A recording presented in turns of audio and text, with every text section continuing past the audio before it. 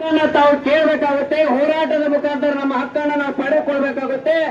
ಆ ಹಕ್ಕದ ಪ್ರತಿಫಲವಾಗಿ ಒಂದೇ ಗುರ್ಲಾಪುರ ಆಗಿದ್ದ ಅಂತ ಮೂಡಲಿಗೆ ಹತ್ತಿರ ಇರುವಂತಹ ಒಂದೇ ಗುರ್ಲಾಪುರ ಆದ್ರೆ ಈ ಕಡೆ ವಿಜಯಪುರ ಮತ್ತು ಬಾಗಲಕೋಟೆ ಅವಳಿ ಜಿಲ್ಲೆಯ ನಡುಸೀಮೆಯಲ್ಲಿ ಇರುವಂತಹ ಎರಡನೇ ಗುರ್ಲಾಪುರ ಹೋರಾಟದ ಪ್ರತಿಫಲವಾಗಿ ಇವತ್ತು ರೈತರ ನೀವೆಲ್ಲರ ಹೋರಾಟದ ಪ್ರತಿಫಲ ಸಿಕ್ಕಂತ ಜಯವಾಗಿದೆ ಅಂತೇಳಿ ಎಲ್ಲ ಈ ಭಾಗದ ಅವಳಿ ಜಿಲ್ಲೆಯ ಎರಡು ಮತ್ತು ಅಥಣಿ ಜಿಲ್ಲೆಯಿಂದಲೂ ಕೂಡ ಅಥಣಿ ತಾಲೂಕಿನಿಂದಲೂ ಕೂಡ ಆಗಮಿಸಿದ ಎಲ್ಲ ರೈತ ಬಾಂಧವರಿಗೆ ನನ್ನ ವೈಯಕ್ತಿಕ ಮತ್ತು ಎಲ್ಲ ರೈತ ಕುಲ ಬಾಂಧವರಿಂದ ಒಂದನೇ ಅಭಿನಂದನೆಗಳನ್ನು ನಾನು ಸಲ್ಲಿಸಬೇಕಾಗುತ್ತೆ ಬಂಧುಗಳೇ.